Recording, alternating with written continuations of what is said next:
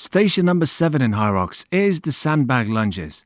You need to complete 100 meters of walking lunges with a sandbag on your shoulders. The distance is usually split into several lanes. The first lunge of each lane must start with both feet behind the start line, and each lane ends when your front foot crosses the finish line. If you step on the line, you'll need to do an extra lunge. You don't need to lunge around the turning points. You can walk. With lunges, your rear knee must touch the ground on every rep, and the lunges must alternate legs, meaning that you cannot just lunge with one leg, you need to switch legs with each lunge. You must stand fully upright between lunges with complete hip and knee extension. First violation of the rules is usually a warning. After that, it's a 15-second penalty for most things. There's no fixed step length. Longer lunges cover more distance per rep, but are harder for most people. Shorter lunges are easier, but require more reps to cover the same distance.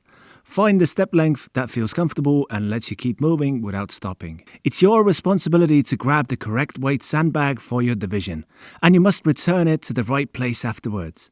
Failing to return the sandbag to the correct area is also a penalty.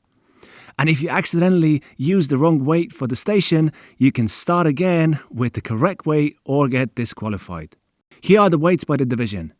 Women Open use a 10 kilo sandbag, Men Open and Women Pro use a 20 kilo sandbag, and Men Pro use a 30 kilo sandbag. Here are the technique tips for the Hyrox Sandbag lunges. There are two main techniques that people use for the lunges. The step through, where you step directly from one lunge into the next without pausing. This is usually the fastest method, but it's also the most demanding because your legs stay under constant tension. And the other one is touchdown. You touch the ground briefly between each step with the other foot. This gives you a little more stability and a brief moment to recover between reps, so it makes it a lot easier for most. This technique might look slower, but it can be fast too, especially if you can go all the way through the station without needing longer breaks. You don't have to commit to one style of lunges. Many athletes mix it up and use the step through while they're feeling strong, then switch to the touchdown as they get tired. The best technique is whatever lets you keep moving comfortably without stopping. Here are some race day tips for your Hyrox lunges. Push up with both legs on each rep. Don't just pull yourself up with your front foot, drive through the back foot too. This helps you split the load between the legs from the bottom. This is especially useful if one leg starts cramping up in the race. Then you can just help a bit more with the other leg. You can also think of pushing up first and then forward, instead of trying to pull yourself forward from the bottom of the lunge. Play around with it and you'll probably find your best technique.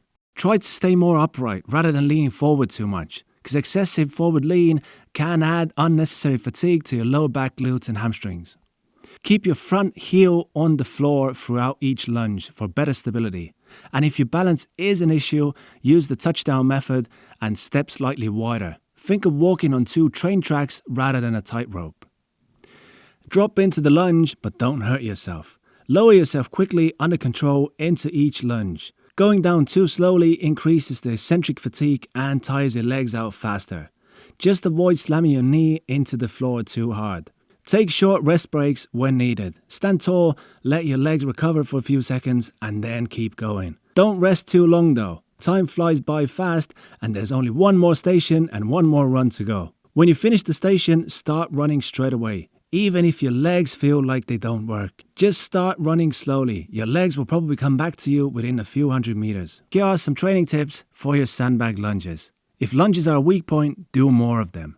Sandbag lunges, single leg squats and other squat variations will all help. Practice both short heavy sets and longer distances too. Train lunges with running intervals and other stations to simulate race conditions. If you don't have a sandbag at your gym, use a barbell, dumbbells, kettlebells or whatever you have. Kettlebells by your sides have the added bonus of training your grip for the farmer's carry at the same time too.